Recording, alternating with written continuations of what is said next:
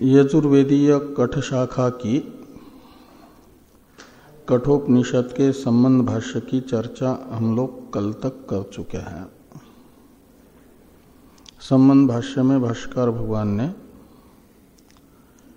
प्रथम वाक्य से तो कठोपनिषद के व्याख्यान की प्रतिज्ञा की और प्रतिज्ञा पर किए गए आक्षेप का समाधान करने के लिए उपनिषद शब्द का निर्वचन करते हुए उपनिषद शब्द का मुख्यार्थ विद्या बता करके उस विद्या को सानुबंधा बताया। अनुबंध चतुष्टय युक्त है विद्या ये बताया और उस अनुबंध चतुष्टय युक्त विद्या का जनक यह कठोपनिषद नामक ग्रंथ होने से यह भी अनुबंध चतुष्टय युक्त है, अतः व्याख्या है, ये संबंध भाष्य में बताया गया। अब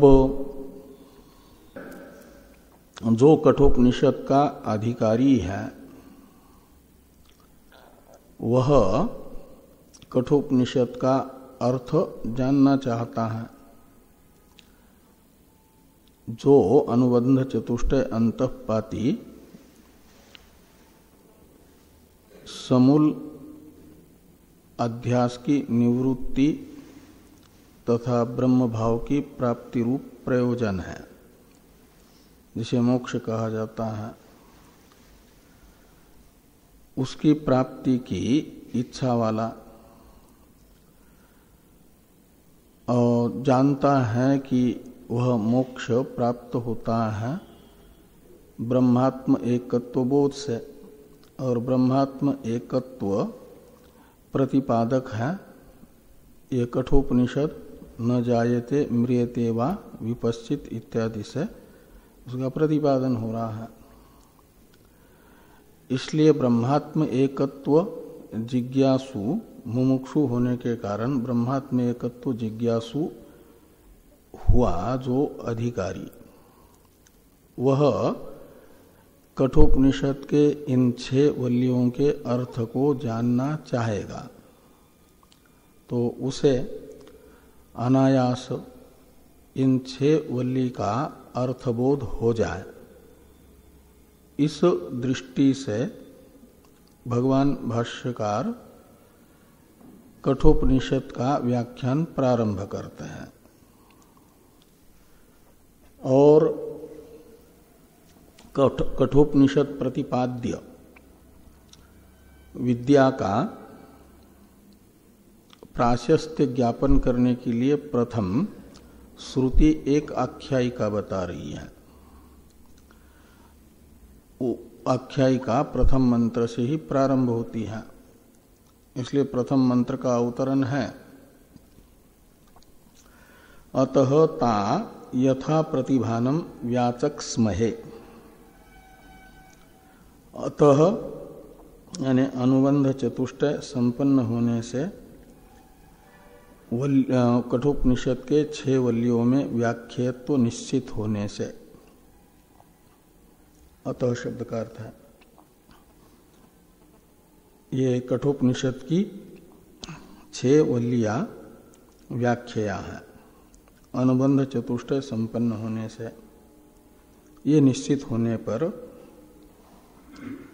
ताहा यानी ताहा वल्ली ये जो वल्लियां है इनका यथा प्रतिभानम व्याचक स्महे तो उनके मंत्रों का अर्थ जैसे मन के प्रेरक के द्वारा स्फुरित होगा बुद्धि में वैसा हम व्याख्यान करेंगे। व्याख्यास्याम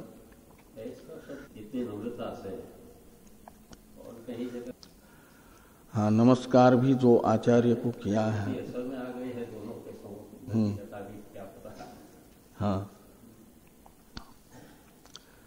हाँ कुछ रहस्य दिखता है इसके पीछे। हाँ, तो ये भाष्यकार भगवान मानते हैं कि केनोपनिषद का अभी अभी व्याख्यान हुआ है ना, और उसमें बताया गया है कि एक चेतन के प्रेरणा के बिना जड़ प्रकृति तथा प्राकृत कार्यक्रम संघात में कुछ भी एक संकल्पात्मक विकार भी संभव नहीं है। तो इतना बड़ा उपनिषद व्याख्यान रूप भाष्य लेखन रूप कार्य जो मन से भी संबंधित है, हस्त इंद्रिय से भी संबंधित है, वाग इंद्रिय से भी संबंधित है, वह उस चेतन की बिना सन्निधि के सन्निधि मात्र प्रेरणा के असंभव है। ये जानते हुए यहाँ पर वो बता रहे हैं। तो इंद्र का अभिमान भी गलत हाँ हाँ, तो अग्नि, इंद्र और वायु, इन देवताओं का भी वायु की शक्ति एक सूखे तृण को उड़ाने की भी नहीं रही, अग्नि एक सूखे तिनके को भी नहीं जला पाया, जिसमें सारे बाह्य जगत की वस्तुओं को भस्म करने का सामर्थ्य है, वह थोड़ा सा तिनका नहीं भस्म कर पाया। इसका अर्थ है शक्ति जगत की वस्तुओं में नहीं है, किसी उनमें शक्ति का संचार करने वाला और कोई है, वो कर्ता कराता है किसी को निमित्त बना करके, निमित्त मात्रम भवस्य वैसाचिन के तरह। मया हतास्तम जहि मां व्यथिष्ठा, तो युद्ध तो भगवान ने ही किया, ऐसे देवासुर संग्राम का परिणाम भी भगवान ने ही निकाला, का मतलब भगवान ने ही असुरों को पराजित किया, का अर्थ युद्ध तो भगवान ने ही किया, देवासुर संग्राम भी, महाभारत भी भगवान ने ही किया। इसलिए तो वे कह रहे हैं कि मैंने इन भीष्मादि को मारा है, मेरे द्वारा मारे गए जो हैं उनको मार करके यश प्राप्त कर लो। का अर्थ है भ्रामयन सर्वभूतानि यंत्रारूढ़ानि माया के अनुसार, और रामायण में भी क्या है वो न चावत एक राम गोसावी, ईश्वर सर्वभूतानाम का ही अनुवाद है नौ चौपाई। उमा दारू योषित की नाई सबही नचावत राम गोसाई। तो शिव जी उमा को कह रहे हैं कि जैसे कठपुतली को नचाने वाला कोई दिखता नहीं है, वो नचाता है धागों को अंगुली से खींच करके, और नाच करती हुई दिखती है कठपुतलियां। ऐसे जो भी कार्य करते हुए जगत के प्राणी दिख रहे हैं, वे नहीं कर रहे हैं, उनसे करा रहे हैं कोई और। उस जो करा रहा है वास्तविक रूप से वही मुख्य है, और हम तो निमित्त हैं। ये दिखाने के लिए भगवान भाष्यकार ने कहा कि यथा प्रतिभानम। तो इन कठोपनिषद के मंत्रों का वह मन का प्रेरक मन में जैसा अर्थ स्फुरित कराएगा, उसकी उस प्रेरणा का अतिक्रमण किए बिना मैं व्याख्यान करूंगा। व्याचक्षामहे,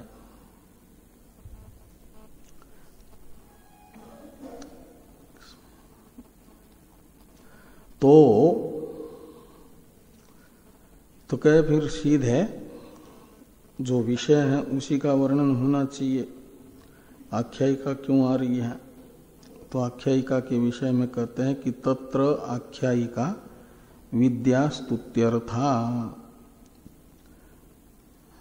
तो कठोपनिषद के प्रारंभ में जो एक आख्यायिका बताई जा रही है वह कठोपनिषद जन्य विद्या की स्तुति के लिए है, प्राशस्त्य के लिए है। आख्यायिका से विद्या का प्राशस्त्य ज्ञापन होता है। कठोपनिषद से जन्य आत्मविद्या इतनी महान है कि नचिकेता ने उस विद्या के बदले में यमराज जी के द्वारा प्रस्तुत किए गए संसार के सारे भोगों को स्वीकार नहीं किया, त्याग दिया। इसका अर्थ है नचिकेता जैसा विवेकी संसार के सारे भोगों में वह प्रयोजन नहीं देख रहा है जो आत्मविद्या से संपन्न होता है। तो संसार के जिन भोगों के लिए संसार के प्राणी दिन रात परिश्रम करते हैं, वह भोग बिना साधना के ऐसे ही उपलब्ध हो रहे हैं और उसे स्वीकार नहीं कर रहे हैं नचिकेता। और क्यों नहीं स्वीकार कर रहे हैं? इसका अर्थ है कि जिसके लिए त्याग रहे हैं वह संसार के सारे भोग एक व्यक्ति के पास होने पर भी उस व्यक्ति को जो नहीं दे सकते वह आत्मविद्या दे देती है। इसलिए नचिकेता जैसा विवेकी आत्मविद्या को महत्व देता है। ये आख्यायिका से ज्ञापित होगा। आख्यायिका का महत्व कठोपनिषद आख्यायिका के द्वारा आत्मविद्या का महत्व कठोपनिषद के अध्येताओं की बुद्धि में स्थापित होगा। इस दृष्टि से आख्यायिका बताई जा रही है। इसलिए लिखा कि तत्र आख्यायिका विद्या स्तुत्यर्था। अब प्रथम कंडिका का उच्चारण कर लें। ओम ऊषण हवै वाजस्रवस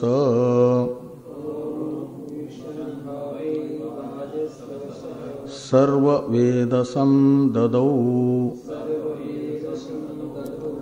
तस्य नचिकेता नाम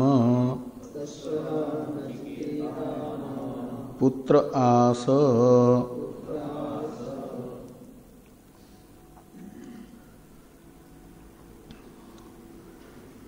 तो ओम तो है, यहाँ पर वेद का प्रारंभ हो रहा है ना, इसलिए वेद के पाठ के प्रारंभ में ओम का पाठ करने की जो परंपरा है उस दृष्टि से ओंकार को रखा है। अर्थ तो उषण हवै वाजस्रवस यहाँ से है, इसलिए भाष्यकार भगवान भी प्रथम पद तो मानते हैं उषण को ही, ओम को नहीं। वो व्याख्यान भाष्यकार भगवान जहाँ से प्रारंभ कर रहे हैं समझना चाहिए वहीं से कठोपनिषद है। तो उषण पद का व्याख्यान कर रहे हैं, ओम का नहीं। इसलिए ओम तो परंपरा के अनुसार वेद उच्चारण से पहले ओंकार के उच्चारण की जो परंपरा है तदनुसार रखा है। तो उषण का अर्थ है कामयमान, वशकांतो धातु है, उससे उषण शब्द बना है। लट लकार के स्थान पर सत्री प्रत्यय होकर के ओ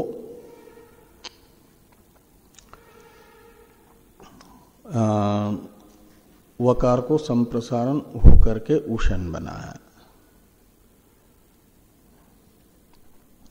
तो ये हो जाता है, उषण का अर्थ निकलेगा कामना करता हुआ। कांति का अर्थ होता है कामना, वशकांतो, और कांति यानी कामना, इच्छा, अपेक्षा। तो उषण शब्द का अर्थ निकलेगा कामना करता हुआ। तो कामना किसकी? तो फल की। तो यहां फल शब्द नहीं है, लेकिन इच्छा सविषय ही होती है, और इच्छा का जो विषय होता है उसे फल कहा जाता है। जिसको चाहता है व्यक्ति वो माना जाता है फल, चाह का विषय। तो फलम उषण, फलम पद का अध्यार करना, तो फल की अपेक्षा करता हुआ, फल चाहता हुआ। हाँ, ज्ञान, इच्छा, ज्ञान, राग, द्वेष, क्रिया, ये सब विषय ही होता है। तो इच्छा का विषय होना चाहिए ना, तो इच्छा का विषय है फल। तो फलम इच्छन, उषण का अर्थ निकलेगा फल चाहता हुआ। तो किसका फल? तो आगे जो आ रहा है कि सर्ववेदसम ददो, तो जिस याग में सर्वस्व दान किया जाता है वह याग किया है नचिकेता के पिता ने। ये नचिकेता के पिता का विशेषण है उषण, वाजस्रवस का। वाजस्रवस है नचिकेता के पिता उद्दालक जी। तो उद्दालक जी उषण है का मतलब वो फल चाहते हैं। किसका फल चाहते हैं? तो सर्ववेदसम ददो, यह वाक्य सर्वस्व दान जिस याग का अंग है उस याग के अनुष्ठाता के रूप में एक विशेषण बता रहा है उद्दालक जी का। तो उद्दालक जी ने एक यज्ञ किया,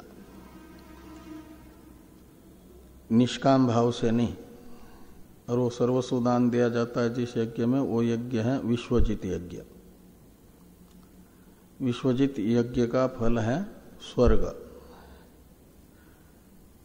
तो इसलिए उषण का कर्म हो जाएगा स्वर्ग रूपम फलम उषण, यानी इच्छन वाजस्रवस। तो विश्वजित याग का फलभूत स्वर्ग की कामना करते हुए वाजस्रवस ने, यानी उद्दालक जी ने, ये विश्वजित याग का अनुष्ठान किया। ऊपर से जोड़ देना, विश्वजिता इजे, यानी किया अनुष्ठान, ये अर्थ निकलेगा। तो इजे इसका अध्यार करना है क्रियापद का। यस धातु का लिट लकार का रूप है इजे, यानी याग किया।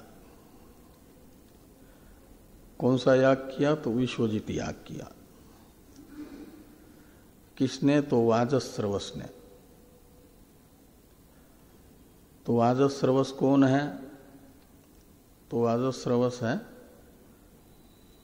वाजस्रवा के पुत्र। वाजस्रवा कहते हैं अन्नदानादि निमित्तक जिसका स्रव यानी यश, कीर्ति संसार में बहुत फैली हुई है, उसे कहा जाता है वाजस्रवा। संसार में जिसकी बहुत कीर्ति फैली हुई है वह वाजस्रवा है। और उस वाजस्रवा के पुत्र को कहा जाता है वाजस्रवस। वाजस्रवा और वाजस्रवस में अंतर है ना। वाजस्रवा सकारांत है, वाजस्रवस अकारांत है। वो अपत्य अर्थ में अण प्रत्यय होकर के वाजस्रवस बनेगा का अर्थ निकलेगा वाजस्रवा का पुत्र, वाजस्रवस। और वाजस्रवा है पिता, वो नचिकेता के दादा है, उद्दालक जी के पिता है वाजस्रवा। वो उद्दालक जी के पिता खूब अन्नदान करते थे। वाजम शब्द का अर्थ होता अन्नम, और वो अन्न निमित्तक यश, स्रवस कहते हैं यश को, जिनका अत्यधिक है संसार में, वो है वाजस्रवा। तो नचिकेता के दादाजी खूब अन्नदान किया करते थे, उसके कारण उनका खूब संसार में यश फैला था, कीर्ति फैली थी, इसलिए उन्हें वाजस्रवा कहा जाता था। और उन वाजस्रवा के पुत्र हैं नचिकेता के पिता उद्दालक जी, उन्हें वाजस्रवस कहते हैं। और उन वाजस्रवस के का विशेषण है फलम उषण, यानी इच्छन। तो उद्दालक जी ने विश्वजित याग के फल की कामना से प्रेरित होकर के विश्वजित याग का अनुष्ठान किया, ये अर्थ निकलेगा। ये कैसे अर्थ निकला? तो हवई, ये जो निपात है ना, ये दो निपात हैं पूर्व में जो घटित घटना है उसके परामर्शक। तो पूर्व में घटित घटना है यही वाजस्रवस के द्वारा ईश्वजित याग का फल की कामना से अनुष्ठान करना। ये जो इतिहास है उस इतिहास के परामर्शक है हवई, ये दो निपात। तो इन दो निपातों के माध्यम से ये अर्थ निकल रहा है कि उद्दालक जी ने विश्वजित याग के फल की इच्छा से प्रेरित होकर के विश्वजित याग का अनुष्ठान किया, यह अर्थ निकला। उषण हवै वाजस्रवस इतने का। अब विश्वजित याग का अनुष्ठान किया है तो उसमें सांग अनुष्ठित याग फल देता है ना। तो विश्वजित याग का जो अनुष्ठान करता है उसे सर्वस्व दान नामक अंग का अनुष्ठान करना होता है। वो बताया गया सर्व वेदसम ददौ। तो वेदस शब्द का अर्थ है उसका धन, और सर्व का अर्थ है सर्व, समस्त। तो अपने समस्त धन का दान, तो सर्व वेदसम ददौ का अर्थ है अपने सर्वस्व का दान किया। सर्वस्व में स्व शब्द का अर्थ धन है। स्वमज्ञाति धनमाख्यायाम एक सूत्र है न पाणिनि जी का। स्वम शब्द की ज्ञाति और धन से अन्य अर्थ में सर्वनाम संज्ञा होती है, धन और जाति अर्थ में नहीं। तो यहाँ धन भी अर्थ होता है स्व शब्द का। सर्वस्व, सर्ववेदस का अर्थ है सर्ववेदसम का सर्वस्व, और स्व यानी धन, वेदस का पर्याय है। तो उद्दालक जी ने विश्वजित याग के अंग के रूप में सर्वस्व दान किया। ये सर्ववेदसम ददौ का अर्थ निकलेगा।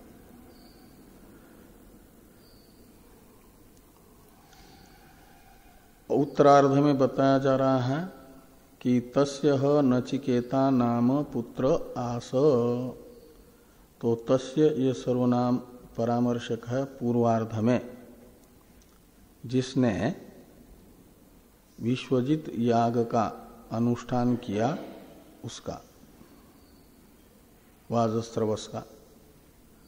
तो वाजस्रवस यानी उद्दालक जी, और तस्य शब्द उद्दालक जी का परामर्शक बनेगा तो उद्दालकस्य ये अर्थ निकलेगा।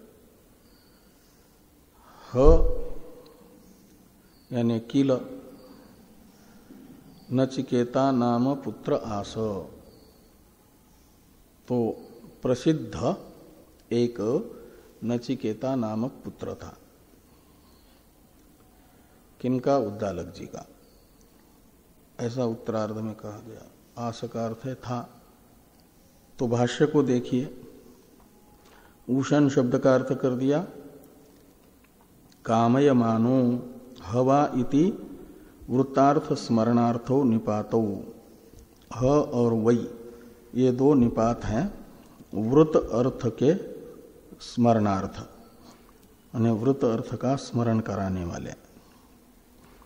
व्रत का अर्थ है पहले घटित जो अर्थ है, पहले घटी हुई घटना, उसे व्रतार्थ कहते हैं। और उसके स्मारक है ह और वै ये दोनों निपात। तो हवै इति वृत्तार्थ स्मरणार्थो निपातो। नित्य कर्म को भी सकाम कर्म बताते हैं, क्या है वो? नित्य धर्म सकाम धर्म कहाँ है नित्य धर्म? हाँ, नित्य धर्म नहीं है वहां पर। नहीं, उसका पदच्छेद ऐसा करिए, कृतवान इति अधर्म एव सकाम धर्म, इति अधर्म एव सकाम धर्म। वो डबल ना है ना, वो एक संधि होती है, नुटागम होता है। वो कृतवान, कृतवान ऐसा निकालिए और फिर इति अधर्म एव सकाम धर्म। वो नित्य, लेकिन वो नित्य नहीं है, ये है तस्मिन नीति, वो आता है ना, तस्मिन नीति निर्दिष्टे पूर्वस्य, वहां पर भी ई को नुटागम हुआ है ना।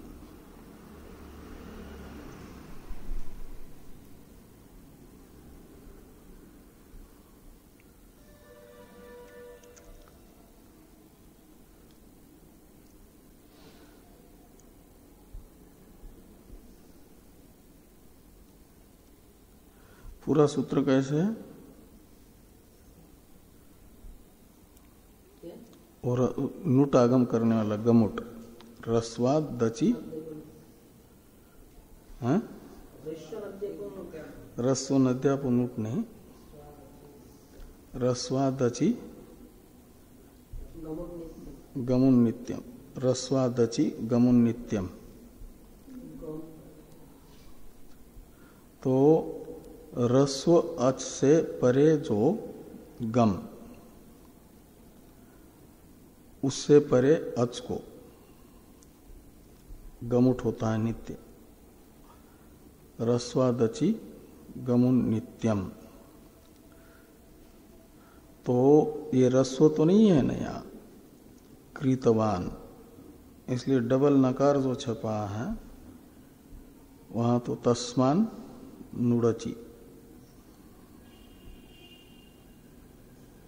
और तस्मिन नीति निर्दिष्टे पूर्वस्य तो रस्व है, पूर्व में रस्व हो जाएगा ना अच, और पर में गमुट यानी अनुनासिक वर्ण होगा, तब आच हो तो गमुटागम होता है। यहाँ कृतवान में वान में जो आकार है वा, ये तो दीर्घ है ना, दीर्घ होने से यहाँ नहीं होना चाहिए वो नकार, इकार को नकार नहीं होना चाहिए, इसलिए वो अशुद्ध है। हाँ, छपा हुआ अशुद्ध है, एक ही नकार होना चाहिए। कृतवान नीति अनित्य अधर्म एव सकाम कर्म, ऐसा डबल नकार जो है ना वो गमुट होगा तब तो हो जाएगा, लेकिन रस्व अच से परे जो गम, उससे परे अच को गमुटागम होता है, ये बताता है।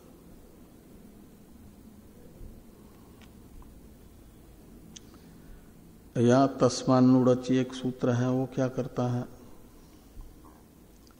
तस्मान्नुड़ची एक है ना,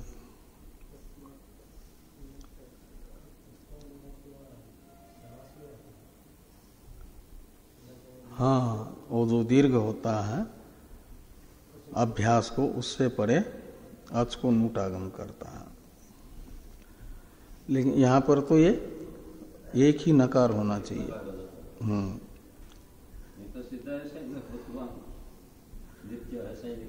कृतवान नित्य धर्म एव अधर्म सकाम कर्म, लेकिन निकालना है इति अधर्म एव सकाम कर्म। तो आगे है उषण यानी कामय मानो और हवा इति वृत्तार्थ स्मरणार्थो निपातो। आगे है वाजम अन्नम तद्दानादि निमित्तम स्रवो यस्य स वाजस्रवा रूढ़ितो वा। तो वाजस्रवस शब्द का अर्थ कर रहे हैं, वाजस्रवस। तो वाजस्रवस में एक वाज शब्द है, दूसरा स्रवस शब्द है सकारांत, और समास होकर के एक पद बना है ना, इसलिए पूर्व पद है वाज। तो वाज का अर्थ करते हैं वाजम अन्नम, वाज शब्द का अर्थ है अन्न। और यहां पर लक्षणा से वाज शब्द का ही अर्थ लेना है अन्नदानादि। ये वाज शब्द का अर्थ निकलेगा, अन्नदानादि निमित्तम। ये लक्षणा से वाज शब्द अन्नदानादि रूप निमित्त को बताता है। किसके? तो स्रवस शब्दित कीर्ति के निमित्त है। अलग अलग निमित्त से कीर्ति होती है ना। तो उद्दालक जी के पिता की कीर्ति अन्नदान निमित्तक थी। अलग अलग विषय में कीर्ति होती है, तो कीर्ति का निमित्त कोई होना चाहिए। तो वाज शब्द बता रहा है लक्षणा से कि उद्दालक के पिता की जगत में कीर्ति अन्नदान रूप निमित्त से थी। खूब अन्नदान करते थे, इसलिए कीर्ति थी। इसलिए वाजम शब्द का पहले वाच्यार्थ बता करके लक्षार्थ बताया, तद्दानादि निमित्तम, ये लक्षार्थ है। स्रवो यस्य, स्रवः शब्द का अर्थ है कीर्ति। तो अन्नदानादि निमित्तक कीर्ति जिसकी संसार में बहुत है, वो है वाजस्रवा। और स वाजस्रवा हुआ, अथवा कहते हैं रूढ़ितो वा, या तो रूढ़ी यानी प्रसिद्धि, उसके माता पिता ने रखा हुआ नाम ही वाजस्रवा है। उद्दालक जी के पिता के माता पिता ने उद्दालक जी के दादा नचिकेता के पर दादा दादी, उन्होंने अपने पुत्र नचिकेता के दादा का नाम ही वाजस्रवा रखा था। वो रूढ़ी होगी फिर, और ये यौगिक माना जाएगा अवयव अर्थ को लेकर के, वाजस्रवा। हाँ, और आगे हैं तस्य अपत्यम वाजस्रवस, तस्य यानी वाजस्रवा का, अपत्य यानी पुत्र, इस अर्थ में अण प्रत्यय वाजस्रवस सकारांत शब्द से करके वाजस्रवस यह अकारांत शब्द बना। इसका अर्थ निकलेगा वाजस्रवा का पुत्र उद्दालक, और उद्दालक जी का विशेषण है उशन, यानी फलम कामयमान, ऐसा। किल विश्वजिता सर्वमेधेन इजे, तो विश्वजित यानी सर्वमेध नामक, विश्वजित और सर्वमेध ये एक ही के नाम है। तो विश्वजित नामक याग का अनुष्ठान किया उद्दालक जी ने। तो निष्काम भाव से किया क्या? तो कहते निष्काम भाव से नहीं, तत्फलम कामयमान।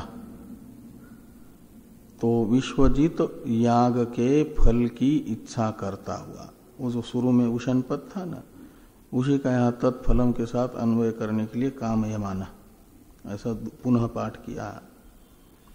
तो विश्वजित याग के फल की इच्छा करते हुए विश्वजित याग का अनुष्ठान उद्दालक जी ने किया, ये अर्थ निकलेगा। अलग अलग है। यहाँ बताया जाता है कि नचिकेता स्वयं कहेगा मैं तो अकेला ही पुत्र हूं पिता का, नचिकेता के कोई भाई नहीं है। और वो जो श्वेत केतु है छांदोग्य के 6वें अध्याय में उपदेश करने वाले, उपदेश श्वेत केतु के पिता उद्दालक, वो अलग है। तो आगे हैं स तस्मिन् क्रतौ सर्ववेदसम ददौ, स सर्ववेदसम ददौ, इसकी व्याख्या की जा रही है। स यानी उद्दालक जी ने, तस्मिन् क्रतौ यानी विश्वजित याग के अनुष्ठान में, सर्ववेदसम ददौ यानी सर्वस्व धनम ददौ दत्तवान, वो विश्वजित याग के अंग के रूप में सर्वस्व दान रूपी अंग का भी अनुष्ठान किया। और तस्य ह यजमानस्य, ह तस्य शब्द यजमान का परामर्शक है, विश्वजित याग के यजमान है उद्दालक जी, तो उनका एक नचिकेता नाम का पुत्र है। ये लिखते हैं कि तस्य यजमानस्य ह नचिकेता नाम पुत्र किल आस यानी बभुव। तो नचिकेता का ये नचिकेता नामक एक पुत्र हुआ उद्दालक जी का।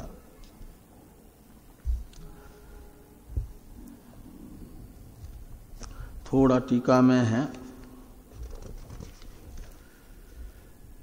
उषण शब्द की उत्पत्ति टीकाकार ने बताई कि वशकांतो इत्यस्य शत्रंतम रूपम उषणीति, वशकांतो धातु से क्षत्रि प्रत्यय करके उषण शब्द बना।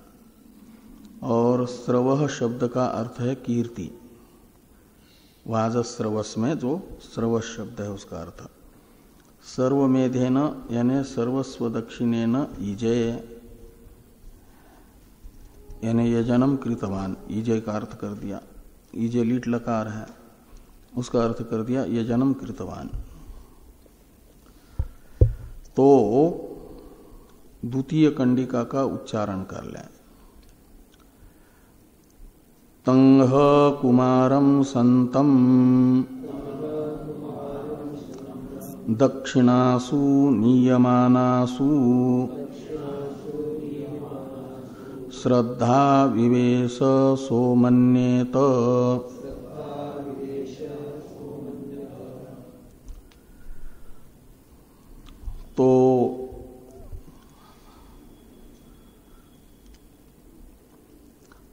यानी कील, वो जो प्रसिद्ध नचिकेता नामक पुत्र है, पिता ने जिस समय अनुष्ठान किया उस समय वो पिता क्या नाम वो है नचिकेता नाम के पुत्र उनके विद्यमान है, लेकिन वो युवा नहीं है, उस समय छोटे से हैं, कुमार अवस्था वाले। 5 वर्ष की आयु तक के बच्चे को कुमार कहा जाता है। तो नचिकेता कुमार है यानी 5 वर्ष का है। तो 5 वर्ष आयु वाले तम यानी नचिकेतसम, कुमारम संतम यानी 5 वर्ष की आयु वाला होता हुआ भी क्या हुआ, तो कहते श्रद्धाम आविवेश। आविवेश में वकार पर एकार की मात्रा होनी चाहिए, जो इसमें नहीं है। आविवेश उत्तरार्ध में है ना, लीट लकार का रूप है। आविवेश यानी प्रविष्ट हुई। आविवेश का कर्ता है श्रद्धा और कर्म है तम, तो तम यानी नचिकेतसम। तो श्रद्धा नचिकेता के अंदर प्रविष्ट हुई। श्रद्धा तम आविवेश। तो जैसे कोई देवदत्त अपने घर में प्रवेश करे, ऐसे नचिकेता के अंदर श्रद्धा ने प्रवेश किया, आविवेश। तो नचिकेता के अंदर श्रद्धा ने प्रवेश किया। उस समय नचिकेता की आयु कैसी है, तो कहते कुमारम संतम, वो बहुत अधिक आयु वाला नहीं है, युवा भी नहीं है, 5 वर्ष का है। तो कुमारम संतम तम यानी नचिकेतसम श्रद्धा आविवेश। तो श्रद्धा नचिकेता के अंदर प्रविष्ट हुई है, यानी बाहर से प्रविष्ट हुई ऐसा नहीं, अभिव्यक्त हो गई। नचिकेता के चित्त में श्रद्धा अभिव्यक्त हुई। तो श्रद्धा का अर्थ है आस्तिक्य बुद्धि। तो शास्त्र जो साध्य साधन भाव बताता है वह वैसा ही सत्य है, ऐसा जो विश्वास शास्त्रार्थ के प्रति, उसे कहा जाता है श्रद्धा। शास्त्र और आप्त वचन में विश्वास श्रद्धा कहलाती है। तो शास्त्र का जो अर्थ है वह बिल्कुल सत्य है, ये विश्वास निश्चय, वो श्रद्धा है। आस्तिक्य बुद्धि अंतःकरण की वृत्ति रूपा है, ये अंतःकरण में अभिव्यक्त हुई। शास्त्र बताता है, अभी बताया जाएगा तृतीय कंडिका में कि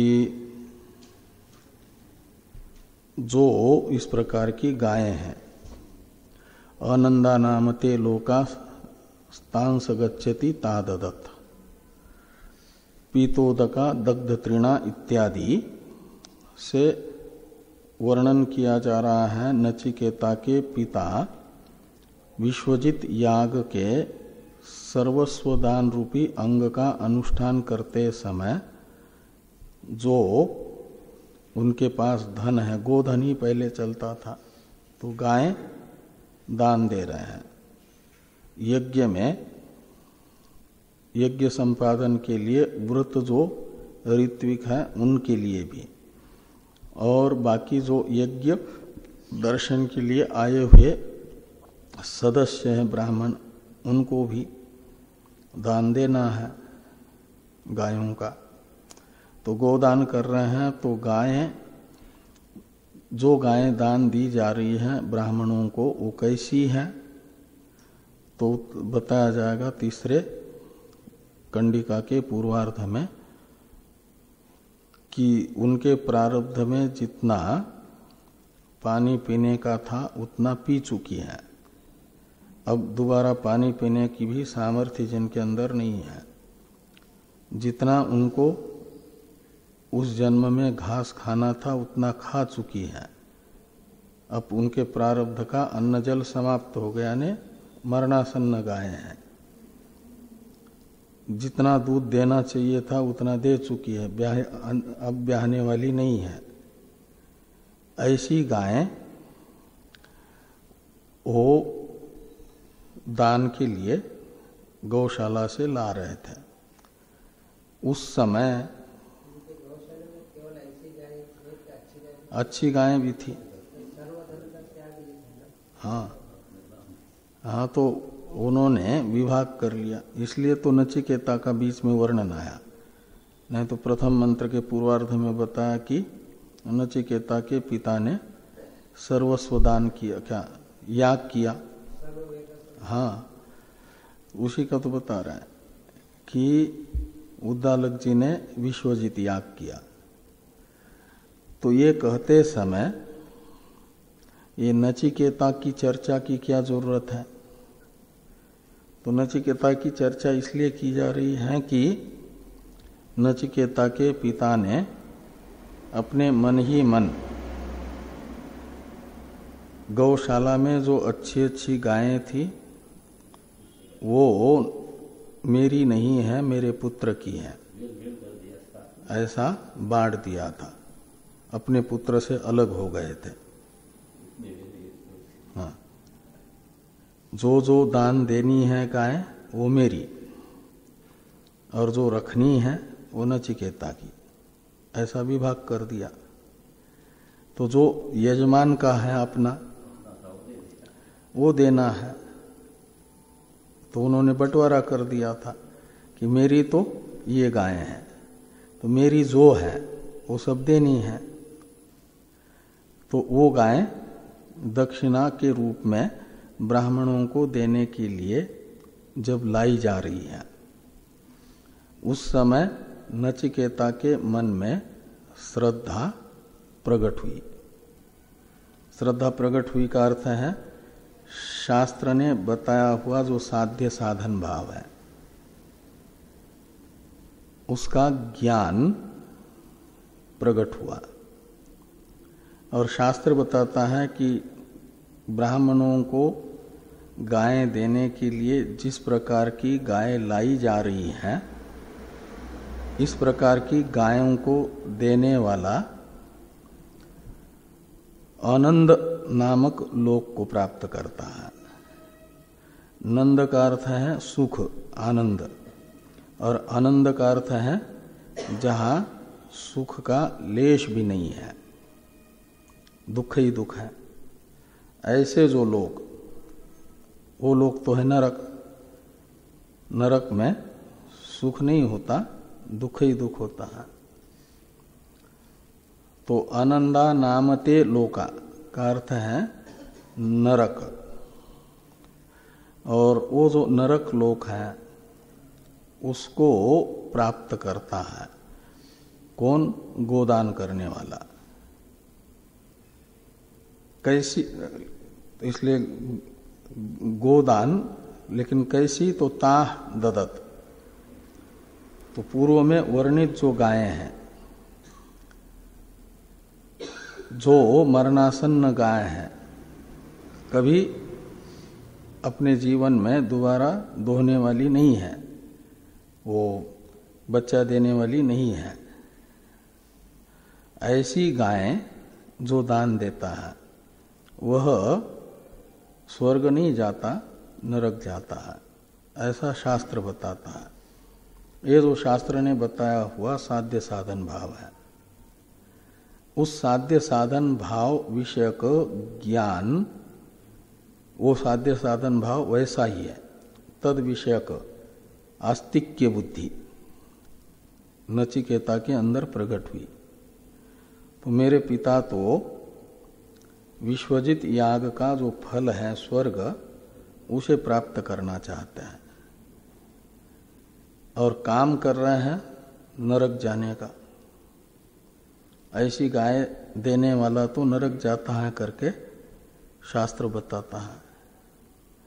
चाह रहे हैं स्वर्ग जाना और काम कर रहे हैं नरक जाने का,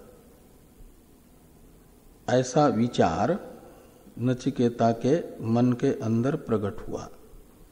ये श्रद्धा है। तो इसलिए कहते हैं कि कुमारम संतम तम श्रद्धा आविवेश। तो किस समय श्रद्धा प्रकट हुई नचिकेता के अंदर? ये तो कहते दक्षिणासु नियमानासु। तो दक्षिणा के लिए यानी दक्षिणा प्रदान करने के लिए ब्राह्मणों को जब गायें गौशाला से यज्ञ मंडप की ओर ले जाई जा रही है,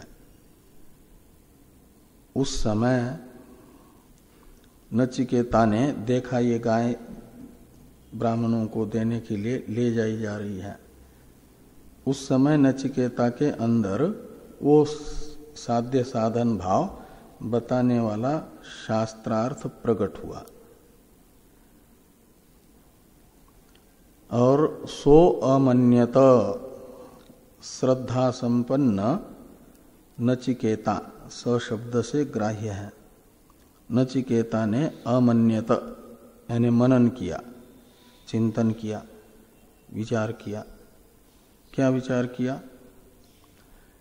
कि मैं पुत्र हूँ और जिससे पिता का अनादर भी न हो और पिता इस नरक प्राप्ति के हेतुभूत कृत्य को छोड़ भी दें, इससे बचे भी, ऐसा कुछ उपाय मुझे करना चाहिए। ऐसा विचार नचिकेता ने किया।